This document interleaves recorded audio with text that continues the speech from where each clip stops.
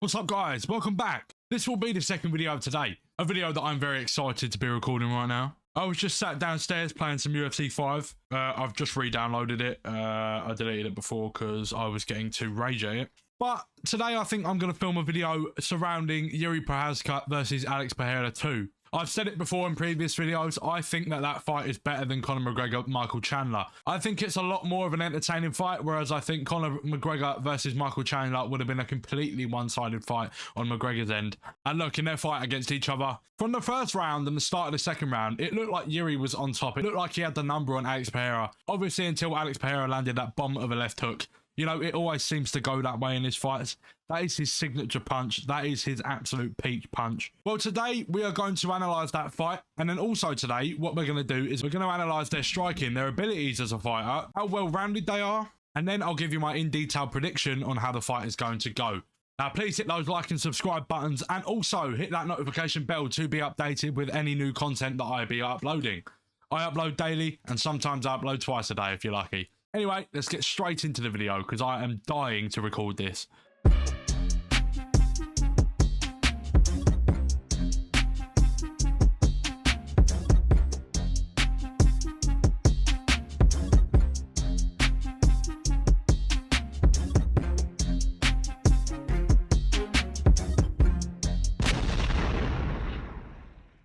Now guys, before we start the analysis on this video, I'd just like to remind you to watch this morning's video on Jack Catterall versus Regis Prograis and watch yesterday's video also on Anthony Joshua versus Daniel Dubois. Now here I have the highlights of Jiri Prochazka versus Alexander Rakic. Now this was Jiri's last fight on UFC 300, a card that both Jiri and Alex Pereira fought on. Obviously Jiri having the reach advantage here by 2 inches and the age advantage as well. Slightly smaller than Rakic, but that doesn't really matter. There's only really an inch difference in height, so that's all good.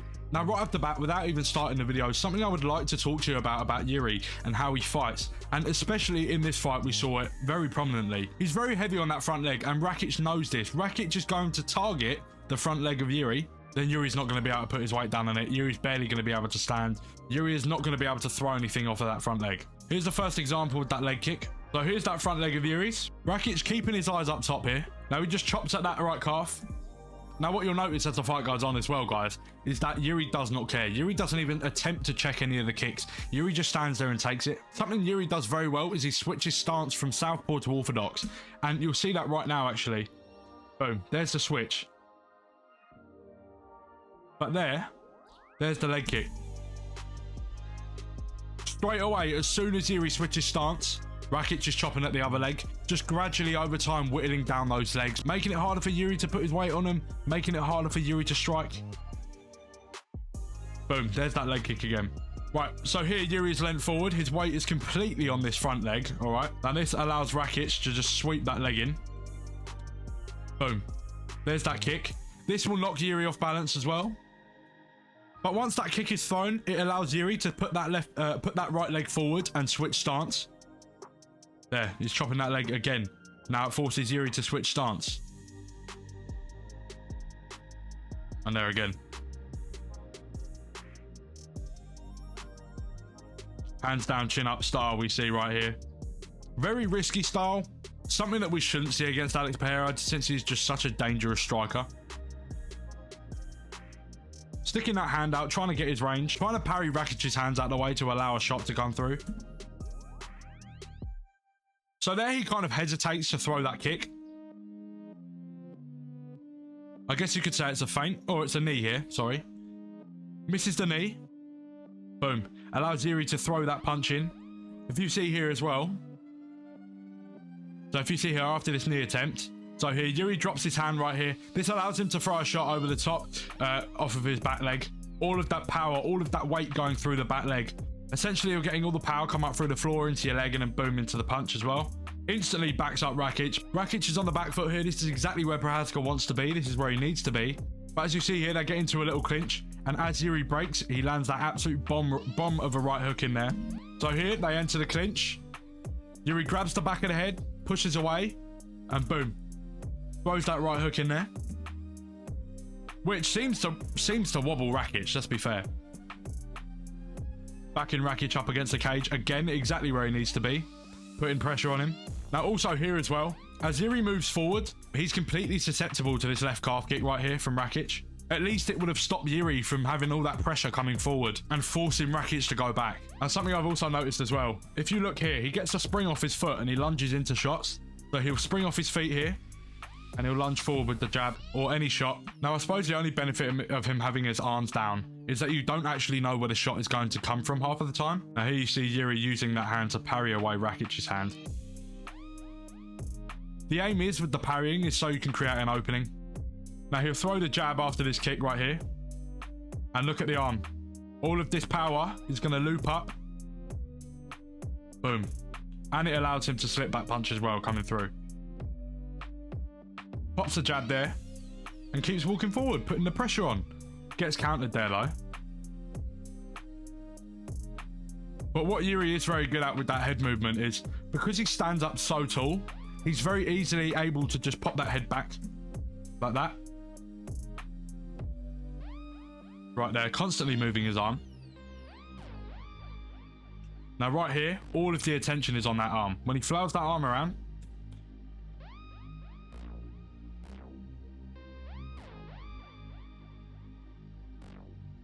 boom, lands a flush head kick there and follows it up with the jab. Now he's getting reckless, okay? But that's where he sits back and resets. That's where he needs to do it. Obviously, Jiri is not going to fight like this against Alex Pereira. It's too risky. It's way too risky. Look, getting caught with some flush shots here as well. They're both allowing each other to have a phase of attack. What I mean by that is Jiri will attack, step back, and then Rakic will attack, step back, and then Jiri will attack. It's kind of like they're letting each other have a go at each other. So, since his left is here, usually when you throw a jab, you throw it straight from the chin here. Now, he can't see this jab coming. Bang. Now I'll show you again. Now you'll see now that the jab comes in from this angle, but it comes up like that. So what I'd call this in boxing is kind of like a screw jab or a screw uppercut. Instead of punching towards the sky like that, you'd punch a little bit more straightforward. You'd screw it in. This is very good against the body, and this is also very good for throwing, you know, a shot that you wouldn't really be able to see properly. But here, look, you'll see that jab coming in from an awkward angle. Boom. And that allows him to throw this right hand over the top and instantly pounces on him. Lovely knee there. Throwing these hooks. Now really here, I would have liked to see him take a step back here. So now take a step back and reset. Maybe get the center of the ring. And now he's getting countered coming forward because he's being too reckless. I think Rakic here is just so hurt. There's no coming back from it. Great stuff there, looking up that right arm. Now, as he grabs this right arm, locks it back, that's one less area of defense for Rakic. Now he's only got one arm to defend himself, but he needs that arm to keep himself up. And boom, reining in that ground and pound. Now he gets on top. Boom. And Jiri finishes the fight there. So once again with this slow-mo here, you have that screw jab coming up through the middle. Bang. Now he's been hit with that jab. It allows this right arm to come springing up. Boom. Straight through the middle. Bang. And also you notice as well, when he throws these shots from down low, he follows through with the punch. He punches through his opponent. So look here. It allows his body to then kind of dip this way and dodge punches. Obviously fighting with his hands low, he's generating a lot of power behind each shot. But there is a weakness to this as well. You do lack a lot more defensive options as well.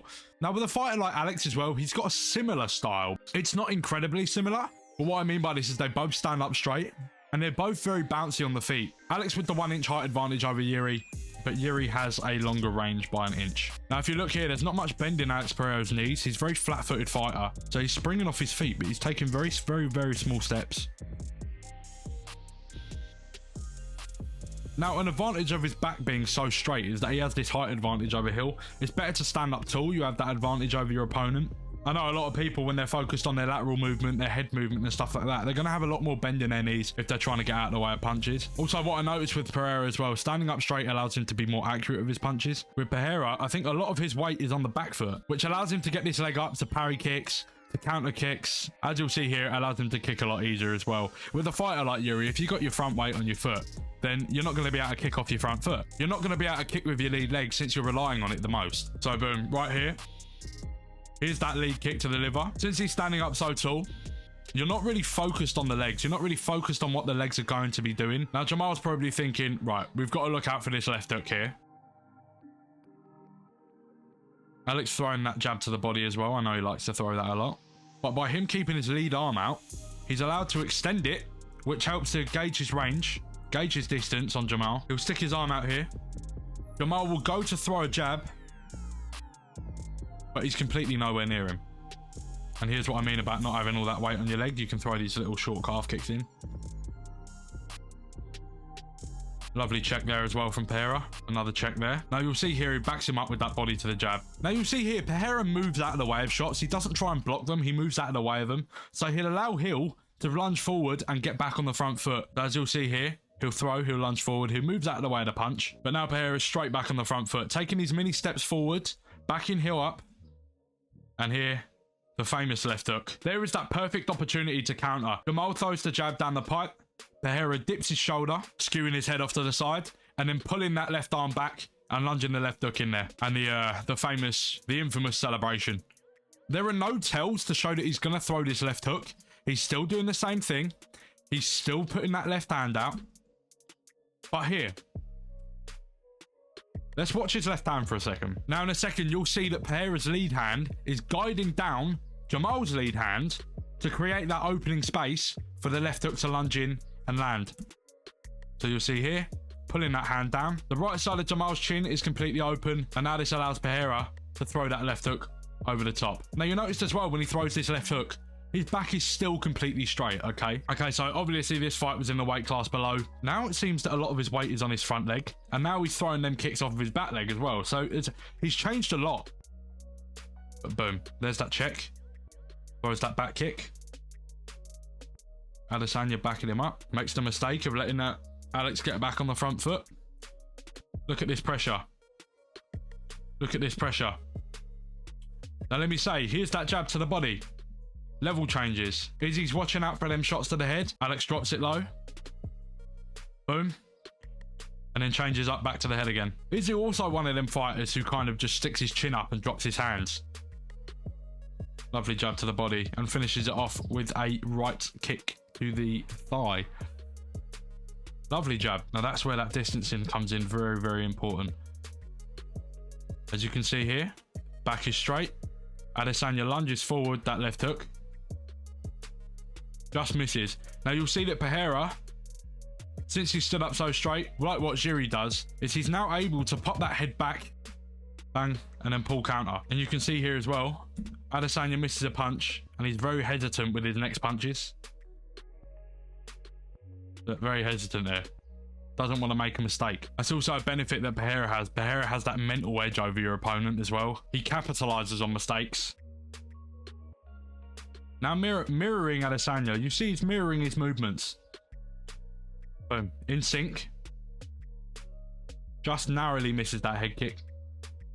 But this is what we like about Pereira, especially with his kickboxing background. He has it all. He now throws the cross down to the body. Boom. Backs Adesanya up. Now this is the perfect sequence of attack as well from Pereira, obviously leading up to his mistake. But if you watch this combination here, he'll throw the jab, then with this right arm, he throws this right hand down to the body. Bang. Then he pulls the head down of Adesanya, knee, left hook. But there, his guard is completely down here. Bang.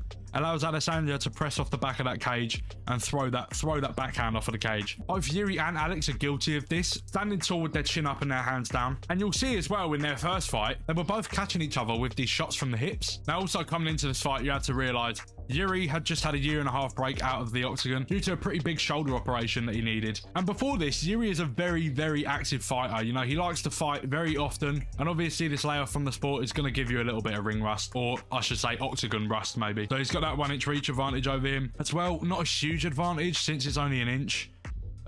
It's not going to make the biggest of difference. So once again, as we see, all of his weight is on that front leg. That's a very unique shot to make.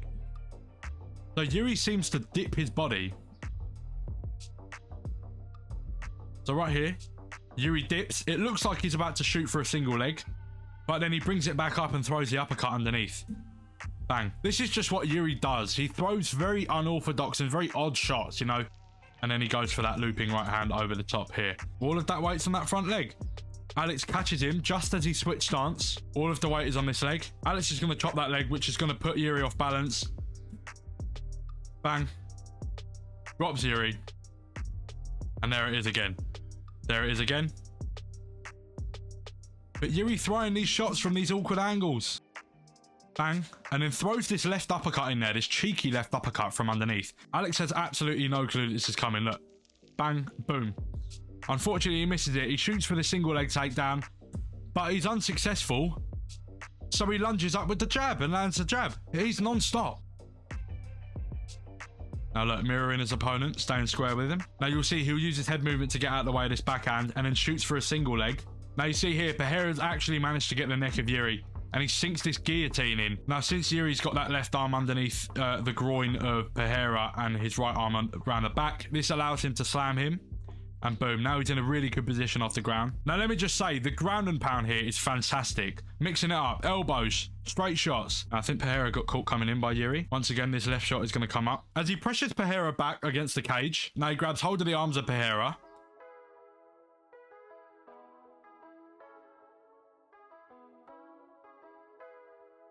And look at that, constant pressure going forward.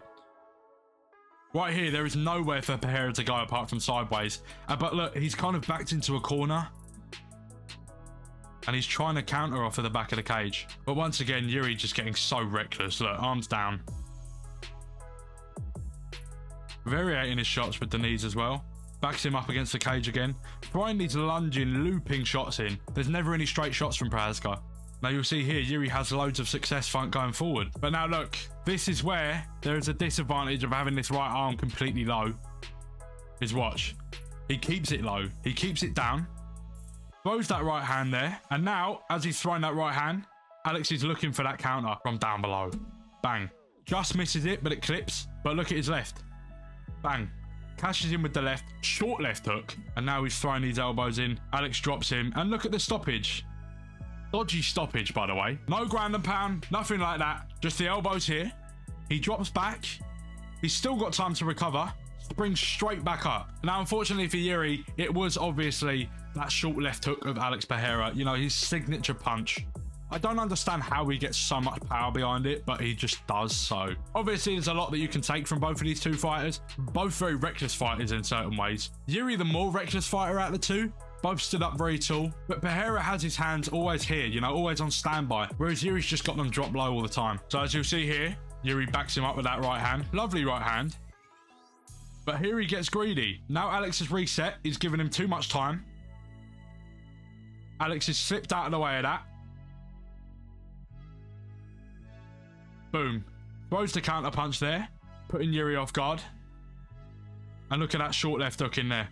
Barely any distance on that. Straight on the chin. And this is great from Pereira. Okay, so what can we take from this fight? I personally think Jiri comes out top on this fight. Obviously, Jiri going to be fresher. And he's also not had that huge layoff from the sport as well, like he did in that previous fight. Now, we know that Alex is going to target that lead leg of Jiri, just like he did in their first fight, which will also taint Jiri's movement in a big way. But like what Jiri was doing in their first fight, he was having a lot of success with his range. And he was lunging forward with these looping shots. And they were landing because he was constantly putting the pressure on and constantly moving forward. And we all know that Alex has his chin up as well. So they are kind of two very similar fighters in a way, but I think Alex is just looking for the more accurate punches. You know, he's looking to be a little bit more square, and he's kind of looking for a better form with those shots, a better technique with those shots. Now I think where Jiri would actually have a lot of success in this fight is if he takes him down, if he does a lot of work off of the ground, a lot of ground and pound like he did in the first fight, and if he just utilizes his ground game a lot more. Jiri is a sound grappler, and if anything, a better grappler than Alex Pereira. No one takes him to the ground, no one challenges him on the ground, but I still think Jiri is going to do so much damage on the feet, and I think Jiri is going to take him out. The thing is, this fight will be over early, okay? Both fighters packing serious power behind their punches. Obviously, Jiri needs to watch out for that left hook, and Alex needs to watch out for those takedowns. Anyway, guys, that is my pick. That is my take. So at the end of the day, I've got Jiri Prochazka winning that fight. Okay, now if you guys want to let me know down in the comments below who will win that fight and why they'll win that fight, please feel free to leave a comment down below. Now also don't forget to hit those like and subscribe buttons like I said at the start of the video. I've just got to remind you. Now guys, I've also started up a new Amazon wishlist. You do not have to go and check it out. You do not have to get anything from the Amazon wishlist. But if you're feeling generous and you feel like you want to help this channel out and help it grow, then feel free to go and click on the link down in the description below. Anyway guys, I've been the Not So Combat Specialist. Peace out.